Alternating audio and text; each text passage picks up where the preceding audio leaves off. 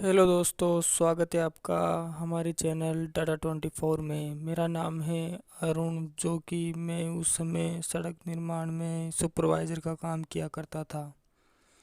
और आज मैं बताने जा रहा हूँ मेरे साथ काम करने वाले एक क्रेन में हेल्पर की, जिसका नाम था मोनू। मोनू क्रेन में हेल्प ही किया करता था। रोड का काम जोरों शोरों से चल रहा था। हमारे कॉन्ट्रैक्टर को 8 किलोमीटर सड़क बनानी थी। रोड में अभी साइडें भरने का काम चल रहा था। हम अभी रोड की 8 किलोमीटर तक तो साइडें भर चुके थे। हमारे पास 4 जेसीबी और 2 क्रेन्स थी। वह सभी दिन रात चलती थी। 12-12 घंटे की 2 शिफ्ट चलती थी। हम सभी लोग लगभग एक ही एज ग्रुप के थे। हम में हंसी मजाक खूब चलती थी और हम सभी अलग अलग गांव के होते हुए भी मिलजुल के रहते थे। एक दिन क्या होता है, मोनू जिस क्रेन में हेल्प किया करता था, उस क्रेन को जहां सभी क्रेनें चल रही थी उस जगह से 3 किलोमीटर दूर पीछे की तरफ थोड़ी सी जगह की साइडें बिना भरे ही रह गई थी, क्योंकि वहां किसी का सामान रखा हुआ था। इसलिए वहां उस समय खुदाई नहीं हो पाई और अब वह सामान हटा लिया गया था और मैंने मोनू जिस क्रेन में हेल्प भी करता था उसको वहां भेज दिया और वह चले गए। और बाकी क्रेन और जेसीबी यहाँ ही काम कर रही थी। हमारी दिन की ड्यूटी थी सुबह 8 बजे से शाम 8 बजे तक। शाम के लगभग 4 बज रहे थे जब वो वहाँ पहुँचे। उन्होंने खुदाई चालू कर दी। उन्होंने 4 घंटे काम किया। शाम के 8 बज गए, लेकिन वह जो काम वहाँ छूटा हुआ था उसे पूरा नहीं कर पाए। 8 बजते ही मैंने कॉल किया, हाँ भाई किशन, अगले ड्राइवर को वहाँ ही भेजो ना। वह बोला, हाँ सर, अभी यहाँ बहुत सारा काम बचा हुआ है, कल सुबह तक होने वाला है, आप उन्हें यहाँ ही भेज दो। थोड़ी देर बाद अगला ड्राइवर और हेल्पर दोनों वहाँ उन दोनों के लिए खाना लेकर पहुंच जाते हैं। किशन कहता है, खाना यहाँ लाने की क्या ज़रूरत थी, हम वहाँ जाकर ही खा लेते।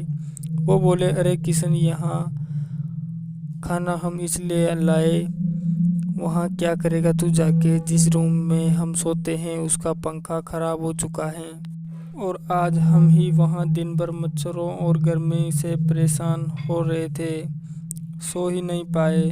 वहाँ हम तुम्हारे लिए खाना ले आए हैं, आराम से खाओ और क्रेन में से 2 गद्दे निकाल लो, यही इस खुले मैदान में सो जाओ, खुली हवा मिलेगी। मोनू कहता है, हाँ यार किशन, ये ठीक कह रहा है, ये बेचारा खाना तो ले आया हमारे लिए, खा लेते हैं ना और यहाँ ही सो जाते हैं। वैसे भी वहाँ बिना पंखे के कैसे नींद आएगी। यह सब सुनकर किशन भी उन दोनों की बात मान लेता है और कहता है, चल आजा मोनू, खाना खा लेते हैं। उन्होंने खाया और क्रेन में से 2 गद्दा निकाला और कंबल ओढ़कर वहाँ ही मैदान में थोड़े आगे जाकर ही सो गए। एलएनटी में काम करते वक्त उड़ने वाली धूल उनके ऊपर ना आए।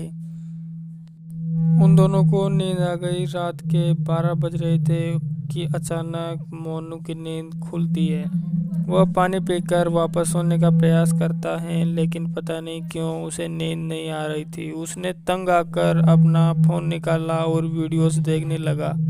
वह वीडियोस देख ही रहा था कि एक 10-11 साल का लड़का, जिसने 2 जूते अपने गले में लटका रखे थे और फटे हुए कपड़े पहने हुए, उसे अपनी ओर आता दिखाई दे पड़ता है और वह मोनू की तरफ निरंतर बढ़ रहा था। मैदान के नीचे की ओर से आता हुआ प्रतीत हो रहा था। उसका चेहरा स्पष्ट वह नहीं देख पाया, पर वह उसे देखकर कांपने लगता है और वो सोचता है कि यह इतना छोटा सा लड़का इतनी रात को यहाँ क्या कर रहा है और इधर नीचे की तरफ से कैसे आ रहा है। जल्दी से किशन को उठाता है। किशन उठता है, कहता है, मोनू क्या हुआ? मोनू कहता है, अरे किशन, एक लड़का 2 जूते अपने गले में पहने हुए हमारी तरफ आ रहा था, जब तुम्हारे उठते ही वो गायब हो गया। किशन कहता है, अरे पागल, तुमने जरूर कोई सपना देखा होगा। ऐसे कौन लड़का आएगा? मोनू कहता है। किशन वो लड़का नहीं, भूत था जो अब तुम्हारे उठते ही गायब हो गया। किशन कहता है, अरे पागल, भूत वूत कुछ नहीं होते। क्या पागलों की जैसी बातें कर रहा है? चल ऑफिस वाले रूम में चलते हैं, वहाँ ही सोएंगे। किशन को उस जगह के बारे में अच्छे से पता था कि यह ठीक नहीं है। लोगों से उसने उस जगह के बारे में काफ़ी सुना हुआ था, लेकिन वह सच्चाई मोनू को नहीं बताना चाहता था। यदि वो बताए तो मोनू को डर के कारण बुखार भी हो सकता था। वह उसे बिना सच्चाई बताए उसे यही दिलासा देता रहा कि कुछ नहीं यार, तू भी क्या पागलों जैसी बातें करता है। और ऐसे दिलासा देते देते वो उसे अपने रूम तक ले गया और वहां जाकर सो गए। लेकिन मोनू को अब उस डर के कारण नींद नहीं आ रही थी। उसके मन में बस वही लड़का घूम रहा था। इस तरह किशन भी वहां नहीं सो पाया और उसे बार बार समझाने की कोशिश कर रहा था कि ये सब कुछ नहीं है, कोई आ गया होगा यार, सपने में आ गया होगा, कैसे करके आ गया होगा। लेकिन तू सो जा, फिक्र मत कर। लेकिन मोनू उसकी बात मानने को तैयार ही नहीं था। जैसे तैसे करके उसने वहाँ रात गुजारी और अगले दिन किशन मुझे कॉल करता है और कहता है कि हमारे साथ रात ऐसा हुआ और मोनू अब तक चिड़चिड़ा हुआ है।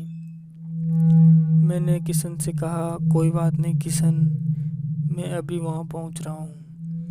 मैं पास के दुकान वाले मकान के पास गया और उसके मालिक से जाकर मिला और उससे कहा कि आप इस लड़के से यह बोल देना कि वो जो रात को आया था वो मेरा ही लड़का था और उसका माइंड थोड़ा सा अपसेट चल रहा है, इसलिए वो रात को कहीं भी भाग जाता है।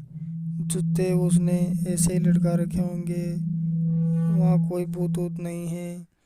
वह मेरा ही बच्चा था, वह ऐसे ही भागता रहता है। इस प्रकार मैंने उससे जाकर ऐसा बोला और उसने ऐसा ही किया और मोनू को हमने दिलासा दिया। लेकिन हम सबको ये पता हो चुका था कि ये जो घटना घटी है मोनू के साथ, वो कोई झूठी कहानी नहीं है, वो सत्य पर आधारित है। और वो जो लड़का आया था वो सच में ही कोई प्रेत है और शैतानी